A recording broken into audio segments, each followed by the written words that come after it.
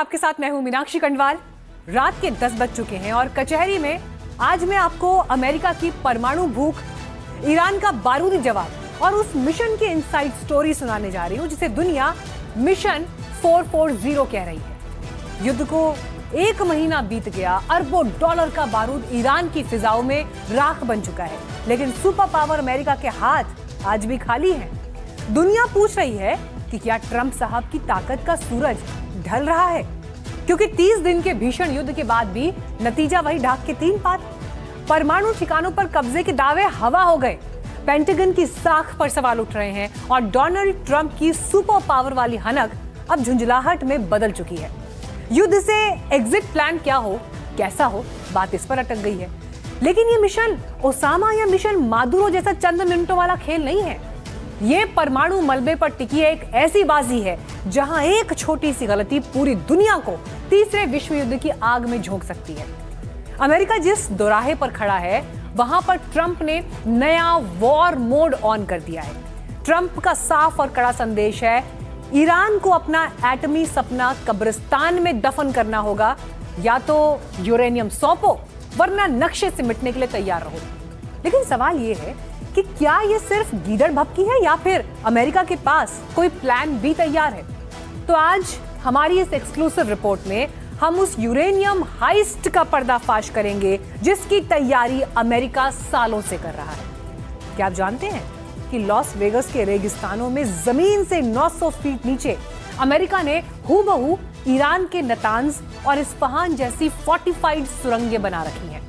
वहां P tunnel के अंदर अमेरिकी कमांडोज उस रेडियो एक्टिव खजाने को हासिल करने की ड्रिल कर रहे हैं जो दावों के मुताबिक ईरान ने पहाड़ों के 7 पर्दों के नीचे छिपा रखा है। तो आज रात के बड़े सवाल, क्या 1000 अमेरिकी रेंजर्स और एनडीटी सीधे ईरान के डेथ ट्रैप में उतरने वाले हैं?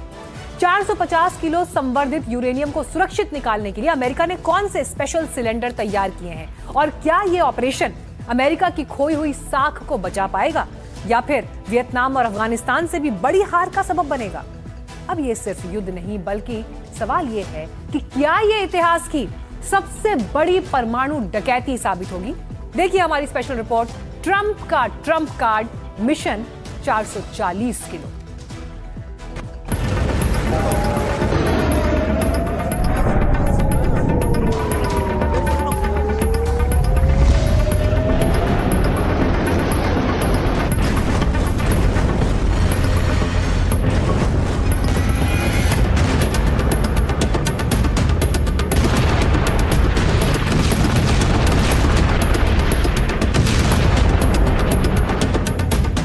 ट्रंप की इन ताजा धमकी ने उन पुराने जख्मों को हरा कर दिया जिसकी शुरुआत 2025 में हुई थी। वो वक्त जब अमेरिका ने मिडनाइट हैमर ऑपरेशन के जरिए ईरान के परमाणु प्रोग्राम को खत्म करने का दावा किया था। अब एक बार फिर ऑपरेशन चला, अरबों डॉलर का नुकसान, लेकिन नतीजा सिफर। इसीलिए प्रेसिडेंट ट्रंप उसी वॉर मोड में लौटा है जहाँ कूटनीति खत्म होती है और बारूदी वार शुरू।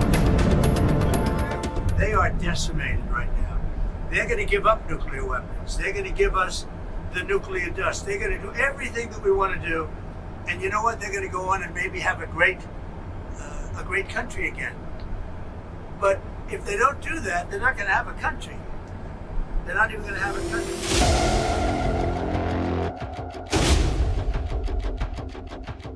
लेकिन सवाल यह है कि क्या अमेरिका उस विध्वंसक खजाने तक पहुंच पाएगा जिसे ईरान ने जमीन के 7 पर्दों के नीचे छिपा रखा है? क्या अमेरिका के कमांडोज असंभव को संभव करने के लिए तैयार हो चुके हैं? वॉल स्ट्रीट जर्नल की रिपोर्ट कहती है ईरान का 450 किलोग्राम संवर्धित यूरेनियम हासिल करने के लिए ट्रंप ग्राउंड ऑपरेशन को ग्रीन सिग्नल दे सकते हैं। रिपोर्ट कहती है कि ट्रंप ने अमेरिका में अपने साथियों को बता दिया है कि तेहरान किसी कीमत पर परमाणु बम बनाने वाला यूरेनियम नहीं रख सकता। ट्रंप ने चेतावनी देते हुए कहा है, अगर तेहरान न्यूक्लियर मटेरियल नहीं देता तो फिर उसे जबरदस्ती हासिल करना ही होगा। इसके अलावा कोई और ऑप्शन नहीं। जाते जाते ईरान को तबाह करने की धमकी।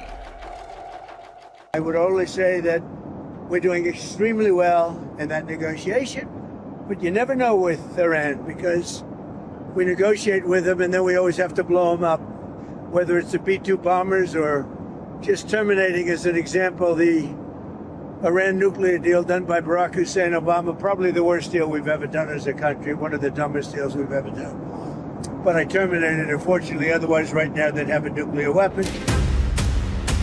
ट्रंप बिना लाग लपेट अपनी बात रखते हैं और उसकी वजह भी हो सकता है उन्हें उस ऑपरेशन की डिटेल्स दे दी गई हो जिनमें यह बताया गया कि ईरान से यूरेनियम आखिर लाना कैसे है। सीबीएस समेत कुछ मीडिया रिपोर्ट्स कहती हैं अमेरिका में एक ऐसी जगह है जहां दशकों से ईरानी पहाड़ों के नीचे मौजूद सुरंगों में घुसने की ट्रेनिंग चल रही है। लास वेगस से करीब 107 किलोमीटर दूर रेगिस्तान में नवादा नेशनल सिक्योरिटी साइट नाम का एक विशाल ट्रेनिंग ग्राउंड है।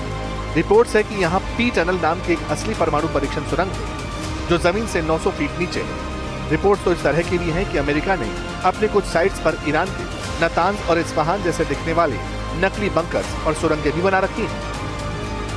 इजराइल और अमेरिका लंबे समय से कह रहे हैं कि हमें ईरान को किसी भी कीमत पर न्यूक्लियर बम नहीं बनाने देना है। पिछले साल के युद्ध में अमेरिका ने बाकायदा इस्फहान, नितांज और फोर्दो के ऊपर जो उसकी न्यूक्लियर साइट है उस पर अटैक किए थे, लेकिन उसका बताया गया कि जो यूरेनियम था वो शायद उन्होंने पहले से हटा लिया था। अब ये समझ में नहीं आता कि CIA ने, मोसाद ने शायद कोई इंफॉर्मेशन दी हो कि न्यूक्लियर एनरिच्ड यूरेनियम कहाँ पर रखा हुआ है। दुनिया को मालूम है कि अमेरिका के पास स्पेशल फोर्सेस हैं जो दूसरे देश जाकर ऑपरेशंस को अंजाम देती है। नेवी सील से लेकर डेल्टा फोर्सेस तक, ओसामा से लेकर मादुरो तक सब कुछ जल्दी निपटा दिया। लेकिन इस बार कितना वक्त लगेगा? क्या 1 घंटे में सारा यूरेनियम बाहर आ जाएगा? रिपोर्ट्स कहती हैं ईरानी न्यूक्लियर साइट्स को सिक्योर करने में घंटे नहीं बल्कि कई दिनों का वक्त लग सकता है। ऐसा इसलिए क्योंकि खबरें हैं कि ईरान ने अपने संवर्धित यूरेनियम को अलग अलग जगह छिपा रखा है। ईरान का करीब आधा संवर्धित यूरेनियम इस्फहान में, बाकी इस्फहान से 70 मील दूर नातांज में छिपा हो सकता है। इसके अलावा IAEA को लगता है कि ईरान ने कुछ संवर्धित यूरेनियम नातांज के पास पिकैक्स पहाड़ों के नीचे न्यूक्लियर फैसिलिटी में छिपा दिया है। अब इन सभी जगहों से संवर्धित यूरेनियम को निकालने के लिए अमेरिका को कई ऑपरेशन चलाने होंगे, अलग टीम बनानी होगी, कोऑर्डिनेशन चाहिए होगा और ये सब टाइम टेकिंग प्रोसेस है।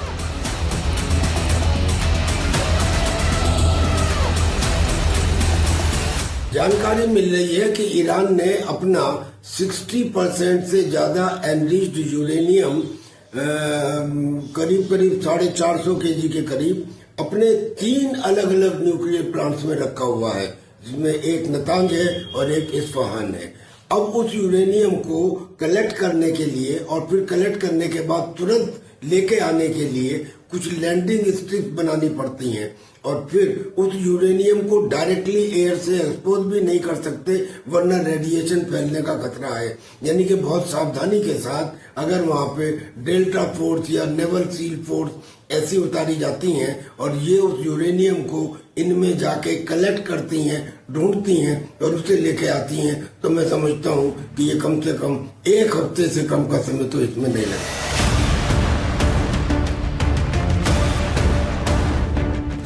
सवाल तो यह भी है कि ऐसे ऑपरेशंस को अंजाम देने के लिए कितने सैनिकों की जरूरत होगी और वो कौन सी डिवीजन है जो इस टास्क में हिस्सा ले सकती है। सीबीएस की रिपोर्ट कहती है ऑपरेशन ईरान यूरेनियम के लिए कम से कम 1000 सैनिकों की जरूरत होगी। यूएस आर्मी रेंजर्स इस ऑपरेशन को लीड कर सकते हैं। बताया जाता है कि स्पेशल फोर्सेस के साथ 75वीं रेंजर रेजिमेंट यूरेनियम निकालने की ड्रिल कर चुकी है। इसमें सैनिकों ने एक डमी अंडरग्राउंड न्यूक्लियर फैसिलिटी पर कब्जा करने और वहां से रेडियो एक्टिव मटेरियल को सुरक्षित बाहर निकालने की प्रैक्टिस की थी।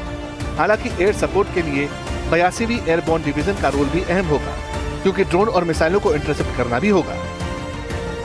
और ईरान तो अब लगातार कह रहा है कि वो अमेरिका के साथ अपनी शर्तों पर युद्ध खत्म करेगा।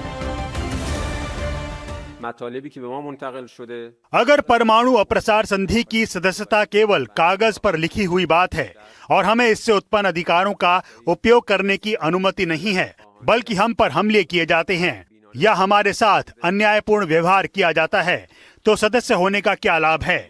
हम अभी भी इस संधि के सदस्य हैं और जब तक हम सदस्य हैं, हम निश्चित रूप से इसके दायित्वों के लिए प्रतिबद्ध रहेंगे।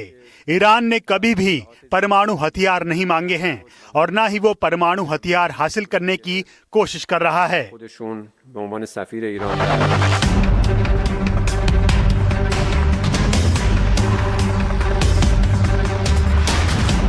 अब इस मिशन का सबसे अहम पड़ाव होगा यूरेनियम को एक्सट्रैक्ट करके उसे सुरक्षित तरीके से वापस लाना। और इसके लिए सिर्फ नेवी सील्स या डेल्टा फोर्स ही काफी नहीं, क्योंकि यूरेनियम को छूने और उसे सुरक्षित करने के लिए एक्सपर्ट वैज्ञानिकों और टेक्नीशियंस की टीम भी चाहिए।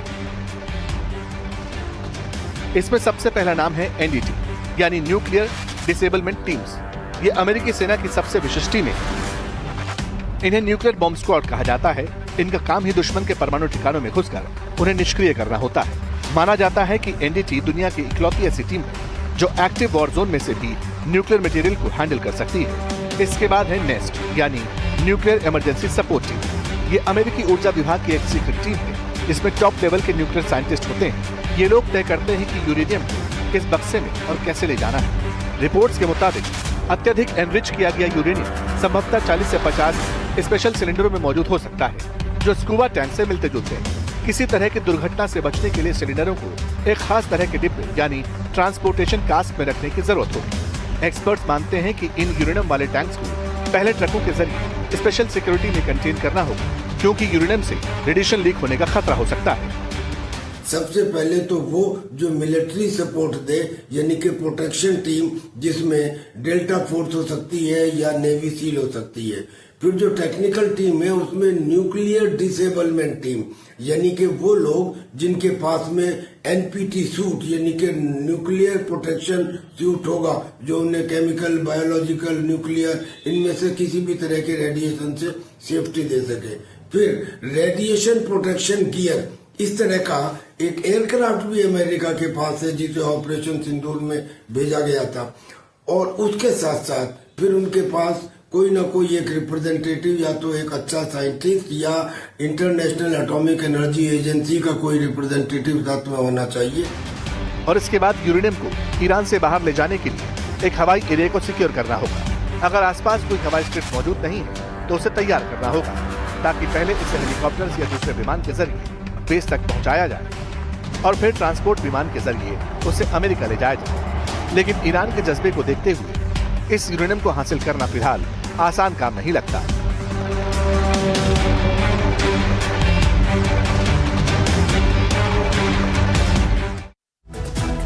आज मैं आपको युद्ध का वो चेहरा दिखाने जा रही हूं जिसे ना तो नक्शों पर उकेरा जा सकता है ना मिसाइल की रेंज में नापा जा सकता है।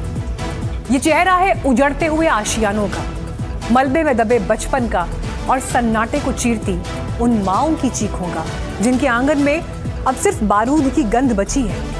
1 महीना बीत गया है, ऊपर आसमान से आग बरस रही है, नीचे जमीन से जनाजे उठ रहे हैं। युद्ध की इस आग में ना तो अमेरिका थका है, ना इजराइल रुका है, ना ईरान झुका है। लेकिन अगर कोई टूट गया है तो वो है आम इंसान, वो आम आदमी जिसने ताउम्र पाई पाई जोड़कर एक घर बनाया और उस घर की छत उसके बच्चों की किताबों पर बोझ बनकर गिर पड़ी है। हमारी टीम आज इजराइल के उस डिमोना शहर पहुंची जिसे दुनिया सिर्फ उसके परमाणु केंद्र के लिए जानती है। लेकिन आज डिमोना की पहचान एटम नहीं बल्कि वो गहरा गड्ढा है जो एक ईरानी मिसाइल ने एक किंडरगार्टन बच्चों के स्कूल के सीने में कर दिया है। डिमोना में एक मिनी इंडिया भी हमें दिखा। वहां के बाजारों में आज भी सागर मसाले की खुशबू आती है, वहां बटाटा वड़ा भी तला जा रहा है। लेकिन उस कढ़ाई की आंच से ज्यादा तपिश उस युद्ध की है जो अपनों को छीन रहा है। डिमोना के घरों के बाहर आज भी इजराइल का झंडा लहरा रहा है और उन झंडों के पीछे छिपे खंडर पूछ रहे हैं आखिर हमारी खता क्या थी। आज की ग्राउंड रिपोर्ट सिर्फ न्यूज नहीं है, ये एक सफेद कफन में लिपटी हुई हकीकत है। देखिए हमारी ये रिपोर्ट सीधे युद्ध के मैदान से जहां हर उजड़ा हुआ घर एक सवाल पूछ रहा है, क्या बारूद कभी शांति ला सकता है?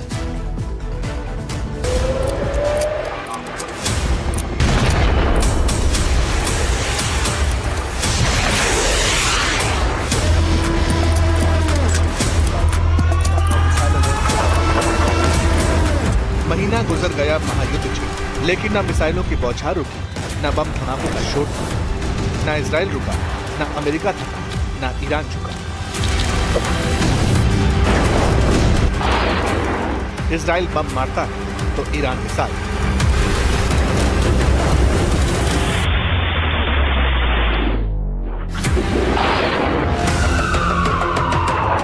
इजराइल के 3 शहर तेहरान के टारगेट पर है, जहां कब मिसाइल गिरे, कब बम फटेगा, कब मौत से खबरदार करते सायरन बजने लगे, कहना मुश्किल है। I want to be back from from Dimona to Tel Aviv, missile alert has been sounded and we are on the road. So the protocol here says that you have to get off from your vehicle and you have to get on, go on to the side of the road. I can see, you'll see behind me a lot of people who are ducking here, and everything, the traffic on this entire thing has come to a standstill. I can hear loud thuds which are taking place. जंग की इसी विभीषिका के बीच आम जिंदगियां कैसे बारूद के ढेर पर बैठी हैं। फटते बम, गिरती मिसाइलें, एक झटके में ताउम्र की संजोए कितने सपनों को बिखेरती हैं। युद्ध कितनी तबाही लेकर आता है। जंग में जख्मी इजराइल के इन्हीं जिंदा जख्मों की नब्ज टटोलने हमारे जाबाज रिपोर्टर अंकित त्यागी इजराइल के उस दिमोना पहुंचे जिसका जर्रा जर्रा लहूलुहान दिखता है।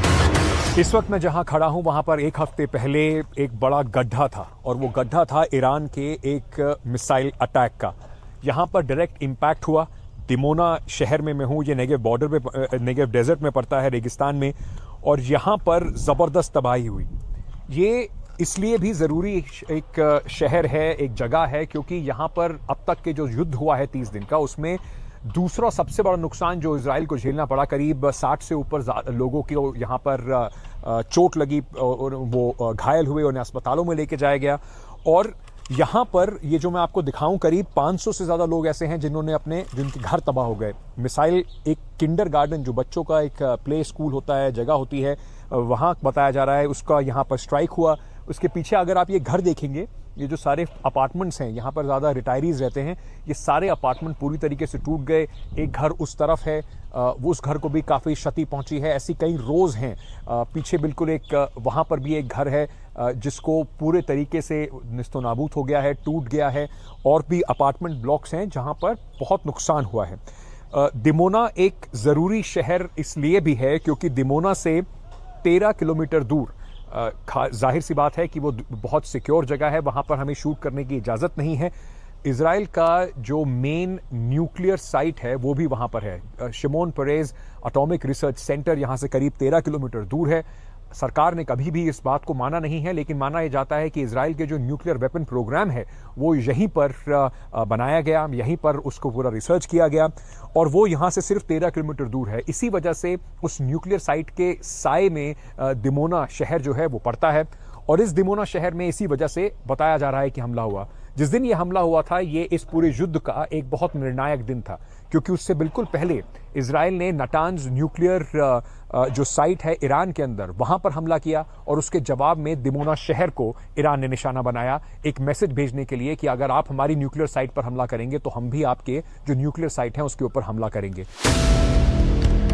दिमोना इजराइल का वो शहर जिसे दुनिया उसके न्यूक्लियर सेंटर की वजह से जानती है, वो दिमोना आज अपनी पहचान मलबे के ढेर में तलाश रहा है।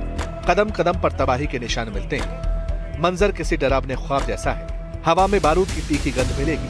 रिहायशी इलाकों में सड़कें नहीं, मिसाइलों के निशान, जिनके आशियाने उनकी आंखों के सामने मलबे में तब्दील हुए। उनकी व्यथा बारूद बरसाने वाले सुनेंगे तो सिहर जाएंगे। भारत से यहाँ पर 50 साल पहले आए थे आप? मेरे माँ बाप के मेरे को लेके आए। हाँ। 50 साल पहले। भारत में कहाँ रहते थे आप? मुंबई, महाराष्ट्र, मुंबई में। हिंदी अभी भी बोल लेते हैं आप? बोल लेते, क्यों नहीं। हम जाते हैं 2-3 साल जाते हैं राउंड मारने को इंडिया। जाते हैं। अभी एक कोला लफड़ा है इसलिए जा नहीं सके। हाँ। कोरोना से मैं अटका हुआ हूँ। कोरोना से नहीं गए? नहीं गए। कोरोना से पहले मैं 1 महीना आया। अच्छा, इंडिया से। अच्छा। 3 महीना था। अच्छा, क्या उम्र है मुझे आपकी? हाँ? उम्र क्या है आपकी? 64। आपका भी अपार्टमेंट डिस्ट्रॉय हुआ यहाँ पे? है पहला, दूसरा नहीं, तीसरा नहीं, चौथा घर मेरा है। देखा वो वाला? हाँ, ये पहला नहीं, दूसरा नहीं, सेकंड, थर्ड, फोर्थ, वो आपका घर है? वो मेरा घर है। वो तो पूरा टूट गया है। पूरा टूट गया है, पूरा सलोन सब उड़ गया। माँ, स्टेरियो, फ्रिज, डोर है स्टील डोर। हाँ। वो पूरा उड़ गया और फ्रिज के पास गिरा। मेन डोर उड़ गया। मैं खोली में था, अंदर था। हाँ। अंदर के खोली में था।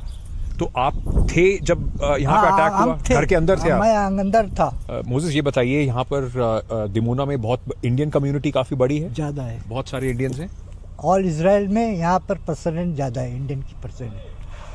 अभी भी लोग ऐसे हैं जो मतलब भारत, जैसे आप हिंदी बोल लेते हैं, भारत से अभी भी उनका कनेक्शन है? क्यों नहीं है?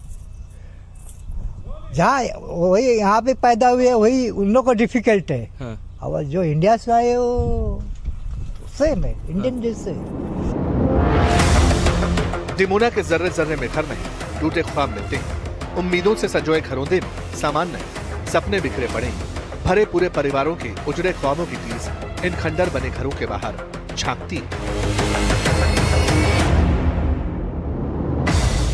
किसी मिसाइल स्ट्राइक का सीधा इम्पैक्ट क्या होता है, उससे कितना डिस्ट्रक्शन, कितनी तबाही होती है, ये इस वक्त डिमोना में दिखाई पड़ रहा है।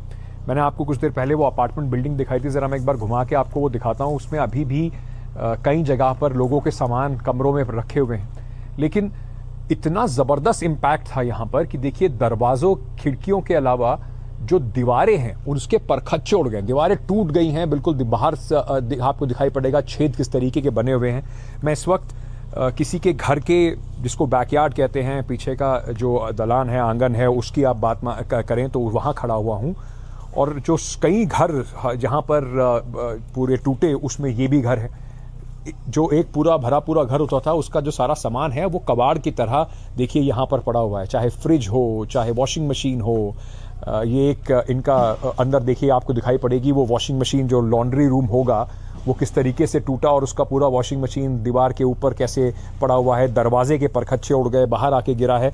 और साथ ही साथ बच्चों की ये साइकिल्स भी हैं जो यहाँ पर पड़ी हुई हैं। घर के भीतर चलेंगे तो कलेजा सिहर उठेगा। डिमोना के इस घर पर जब मिसाइल गिरी, तब जाने कितने सपने भविष्य की नींव रख रहे थे। लेकिन अब अगर कुछ बचा है तो सिर्फ तबाही के वो निशान, जिनकी कल्पना भर से किसी का भी मन भर आएगा। पूरी जिंदगी लग जाती है घर बनाने में और एक पल में इस तरह से उजड़ जाता है। ये कपड़े यहाँ पर लोगों के पड़े हुए हैं और किताबें, बच्चों की किताबें आपको यहाँ दिखाई पड़ रही होंगी। ये देखिए, ये कुछ किताबें यहाँ पर हैं। उधर भी कुछ किताबें इस तरीके से पड़ी हुई हैं। स्केटिंग का जो इक्विपमेंट है वो यहाँ पर है। योगा मैट है किसी का, और साथ ही साथ ये म्यूजिकल इंस्ट्रूमेंट है, सिंथेसाइजर है, जो भी यहाँ पर रखा हुआ है। जंग में मिसाइल, गोली, बम बारूद किसी का पता पूछकर उसकी हस्ती नहीं मिटाती। डिमोना को भी युद्ध में ऐसे ही गहरे जख्म मिले। फिजाओं में भरी बारूद की गंध भले ही जिंदगी का हिस्सा बन गई, लेकिन ये शहर जीना जानता है, लड़ना जानता है। इस प्ले एरिया के साथ आप वो जो दीवार देख रहे हैं, इस दीवार को इतना खूबसूरत तरीके से रंगा गया है। ये रेनबो भी है और बाकी चीज़ें भी। ये जो दीवार है, ये दीवार एक बॉम्ब शेल्टर है।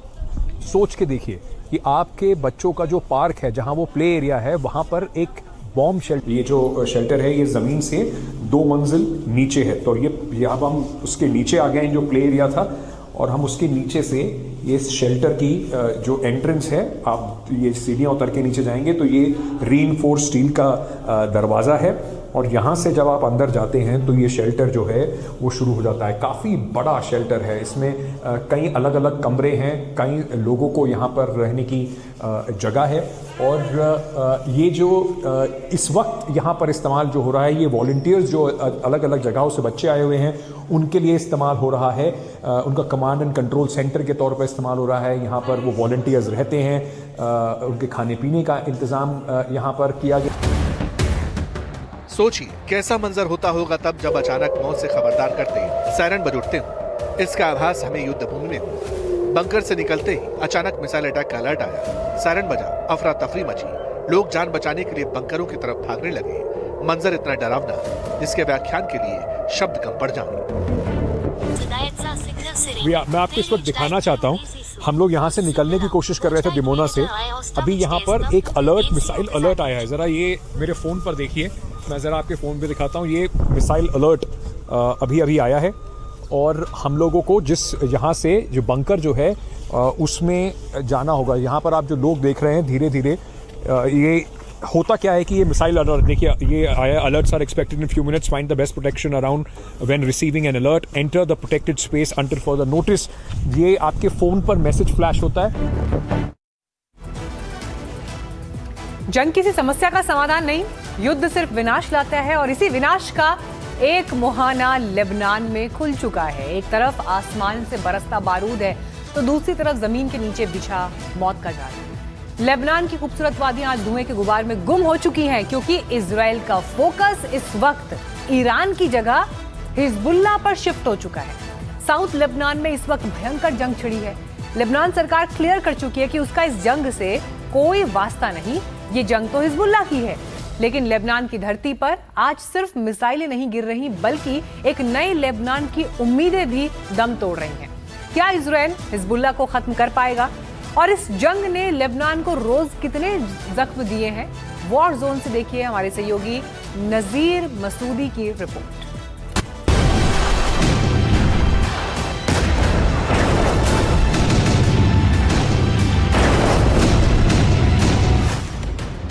मिसाइल की शक्ल में आसमान से गिरती आग, बम धमाकों से खंडर में तब्दील होती इमारतें, जमीन के नीचे बिछा बारूदी सुरंगों का जाल और हिजबुल्लाह।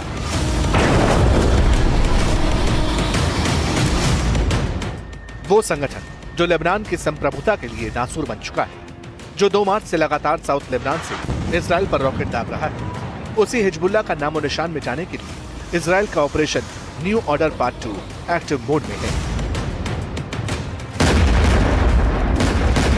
इजराइल न सिर्फ हिजबुल्लाह पे हमले कर रहा है, बल्कि यहाँ सड़कों पे और पुलों को तबाह कर रहा है, ताकि हिजबुल्लाह की जो कम्युनिकेशन लिंक्स को बिल्कुल ख़त्म किया जा सके। मैं आपको दिखाऊं कि किस तरह यहाँ इस ब्रिज को बिल्कुल नेस्तनाबूद ख़त्म कर दिया गया है। यहाँ पे जो है ये देख लीजिए, मिसाइल हमलों में ये पूरा रोड जो लितानी रिवर का ब्रिज है यहाँ, इसको ख़त्म कर दिया गया है। देख लीजिए इसकी क्या हालत है, पूरा मिसाइल हमलों से ख़त्म कर दिया गया है। और यही नहीं, इस रोड पे कई जगहों पे देख लीजिए गाड़ियों की क्या हालत, गाड़ियाँ भी तबाह हुई हैं।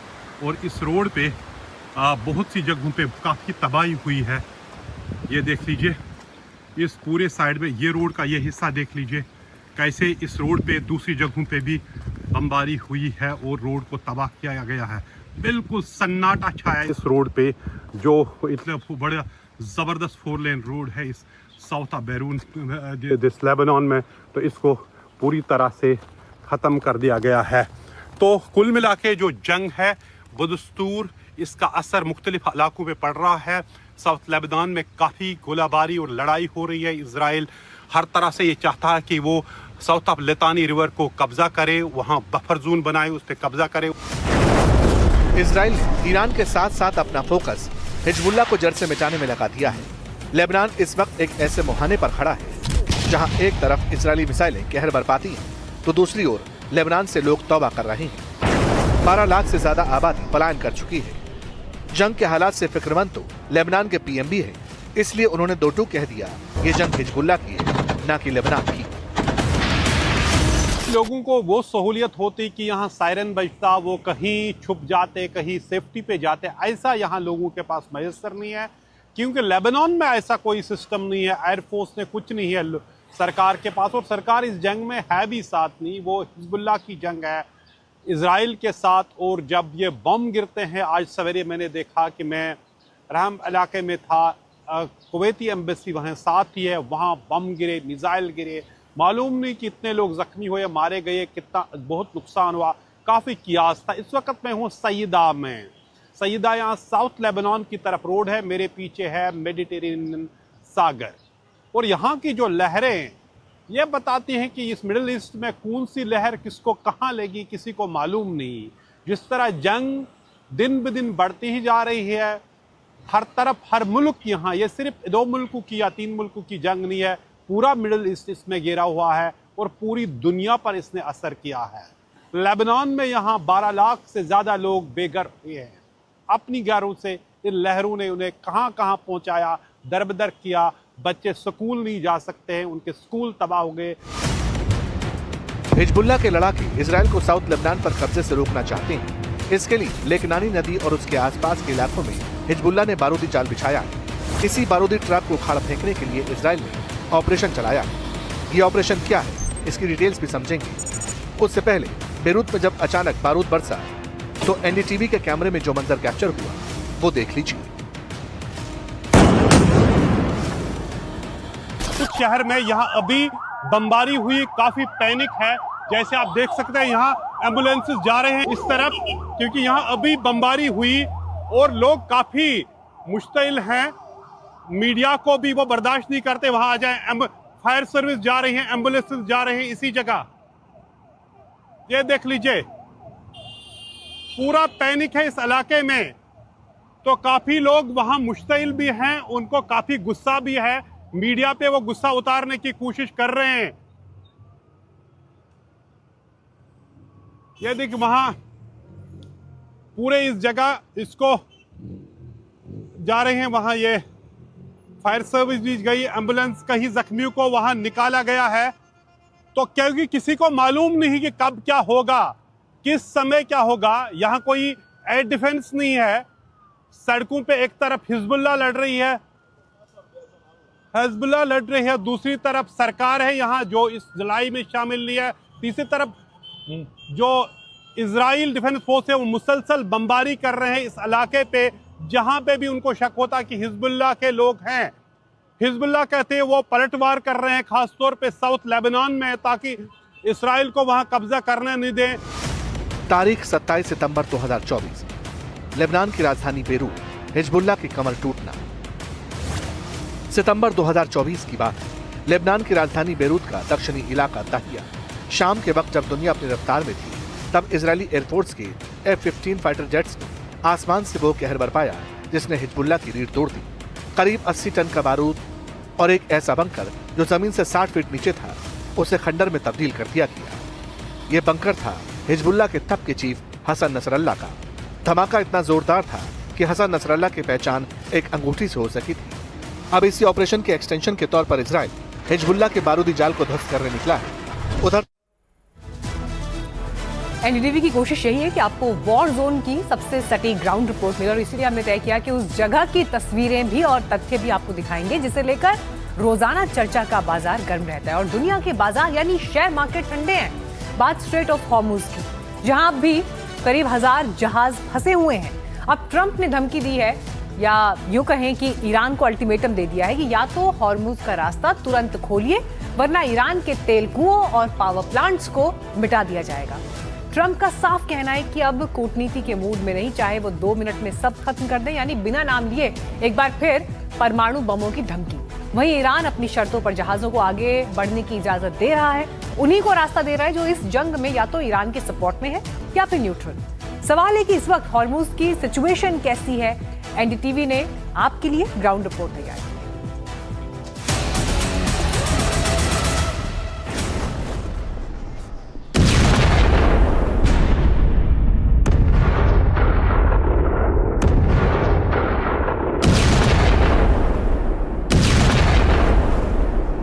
ईरान ने जिस जगह की किलेबंदी की हुई है, जिस जगह सुपर पावर भी अकेले जाने की हिम्मत नहीं जुटा पा रहा, जहां ईरान ने दुनिया के कई देशों की तेल और गैस की सप्लाई को रोक रखा है, उसी स्ट्रेट ऑफ हॉर्मुज से पहली सटीक रिपोर्ट सामने आई है।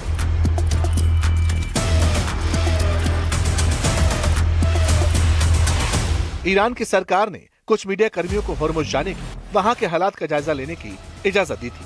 इसी कड़ी में कुछ फ्रीलांस पत्रकार अपना कैमरा लेकर वहां पहुंचे। उन्हीं में से एक है कनाडा के रहने वाले और रीजन टू रेजिस्ट पॉडकास्ट के होस्ट दिमित्री लस्करीज। दिमित्री और उनकी टीम ने एनडीटीवी के दर्शकों के लिए ये खास रिपोर्ट तैयार की। हम अभी दक्षिणी ईरान में हॉर्मुज स्ट्रेट में हैं और बंदरगाह से लगभग 1 किलोमीटर दूर हैं। मेरे ठीक पीछे ईरानी जहाज दिखाई दे रहे हैं। इनमें से अधिकतर यही मौजूद हैं। कुछ जहाज शायद ईरानी ना हो, लेकिन वो ईरानी बंदरगाहों से कुछ दूरी पर हैं। क्योंकि इन जहाजों को निशाना बनाए जाने का खतरा है, इसीलिए वो बंदरगाह से और इस महत्वपूर्ण जल मार्ग से कुछ दूरी पर हैं, जो अमेरिका और इजराइल के बीच ईरान पर हुए युद्ध के बाद चर्चा का एक प्रमुख विषय रहा है। हमें जानकारी मिली है कि हॉर्मुज स्ट्रेट लगभग 30 किलोमीटर चौड़ा है, लेकिन जहाजों के लिए इसका मार्ग बहुत संकरा है। इसलिए जहाजों के लिए केवल 3 किलोमीटर का ही मार्ग इस्तेमाल किया जा सकता है। एक मार्ग ईरानी सीमा के करीब है और दूसरा दक्षिण में ओमान के करीब है। हॉर्मुज स्ट्रेट उत्तर में ईरान और दक्षिण में ओमान और संयुक्त अरब अमीरात को जोड़ता है।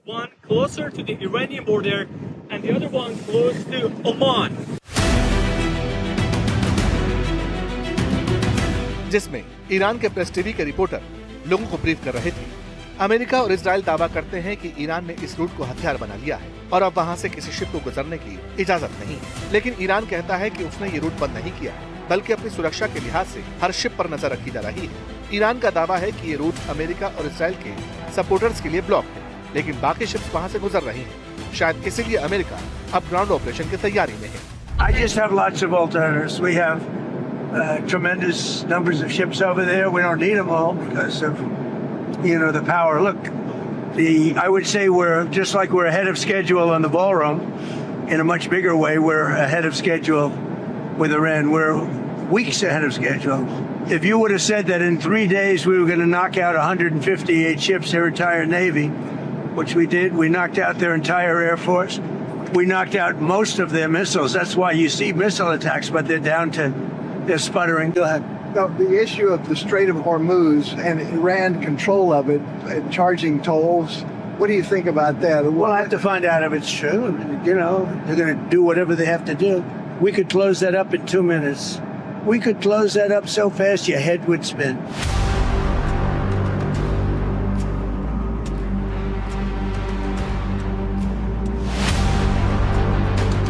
हालांकि जब रीजन टू रेजिस्ट पॉडकास्ट की होस्ट दिमित्री लश्करिस की टीम ने कैमरा बाहर की तरफ घुमाया तो लाइन से कई शिप्स खड़े नजर आए।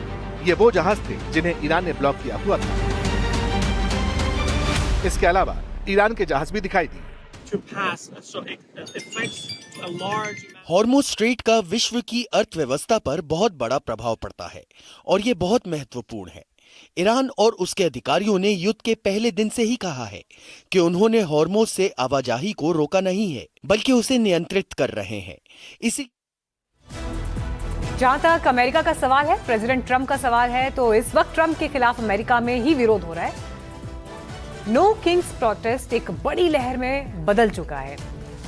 ये विरोध प्रदर्शन डोनाल्ड ट्रंप की तानाशाही रवैया और उनकी नीतियों के खिलाफ है, लेकिन अब इस प्रोटेस्ट में ट्रंप की भतीजी खुलकर सामने आ गई है और उन्होंने कह दिया है कि अगर ऐसी ही नीतियां रही तो ईरान में नहीं, अमेरिका में तख्ता पलट हो जाएगा।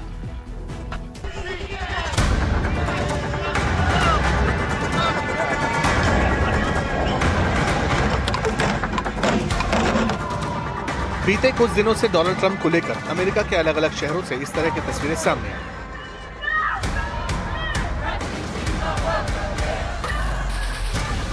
नो किंग्स रैलियों में लाखों लोगों ने ईरान युद्ध और डोनाल्ड ट्रंप की नीतियों के खिलाफ विरोध प्रदर्शन किया।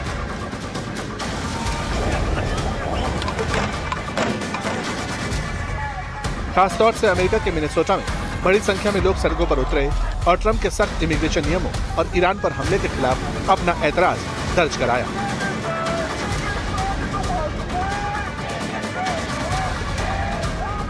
अमेरिका में नो किंग्स प्रोटेस्ट का ये तीसरा दौर है। बीते साल भी अमेरिका में लोगों ने इस बैनर पर विरोध जताया था। हालांकि मीडिया रिपोर्ट्स के मुताबिक कैलिफोर्निया में ये प्रदर्शन शनिवार को उग्र हो गया था, जिसमें पुलिस को आंसू गैस के गोले तक डालने पड़े थे। कई लोग गिरफ्तार करने पड़े।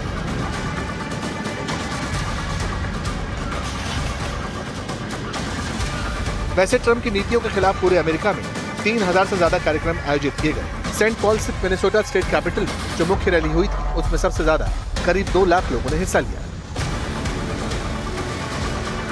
हालांकि ट्रंप की नीतियों की आलोचना करने वालों में उनकी भतीजी मैरी ट्रंप सबसे आगे नजर आई। मैरी ट्रंप ने इसी आंदोलन को लेकर एक पोस्ट किया, अपने अंकल और अमेरिकी राष्ट्रपति को डोनाल्ड कहकर संबोधित किया और लिखा, सत्ता में परिवर्तन तो जरूर होगा, लेकिन ईरान में नहीं, बल्कि अमेरिका में। यानी मैरी ट्रंप इस जंग में खुलकर ईरान के सपोर्ट में आई, ट्रंप की मुखालफत में उतर गई, उसी लाइन पर बातें कर रही हैं जो ईरान कहता है।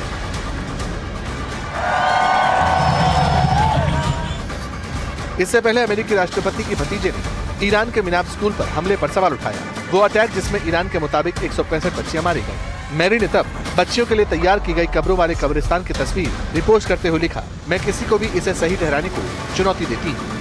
दरअसल मैरी ट्रंप और चाचा डोनाल्ड ट्रंप के बीच रिश्ते मुखर नहीं रहे हैं। मैरी ट्रंप ने अपने चाचा और परिवार पर साल 2020 में पारिवारिक संपत्ति को ट्रांसफर किए जाने के मामले में धोखा देने के इल्जाम लगाए, जिसे 2022 में खारिज कर दिया गया। इसके बाद डोनाल्ड ट्रंप ने मैरी पर अपनी साल 2020 की किताब के लिए वित्तीय जानकारी साझा करने के एक नॉन डिस्क्लोजर एग्रीमेंट यानी पूर्व समझौते का उल्लंघन करने का आरोप लगाया। मैरी ट्रंप अपने चाचा की नीतियों और व्यक्तित्व की मुखर आलोचक रही है। यही वजह है कि अब अमेरिका में डोनाल्ड बनाम ट्रंप वायरल हो रहा है।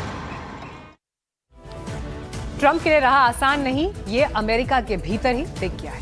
वक्त एक छोटे से ब्रेक का है, लेकिन फौरन लौट रहे हैं। आप देखते रहिए एनडीटीवी इंडिया। युद्ध के बीच एक बड़ी खबर इस वक्त आपको बता दें, ईरान का इजराइल पर बड़ा ड्रोन अटैक, ये खबर आ रही है। ईरानी सेना ने इस हमले का वीडियो भी जारी किया। तेल अवीव में इजरायली बुनियादी ढांचे को निशाना बनाया गया और उन पर यह हमला किया गया है। इस घटना से जुड़ा ये वीडियो भी ईरान की तरफ से रिलीज किया गया है। बुनियादी ढांचे को इजराइल में निशाना बनाया गया। तेल अवीव से ये खबर सामने आई।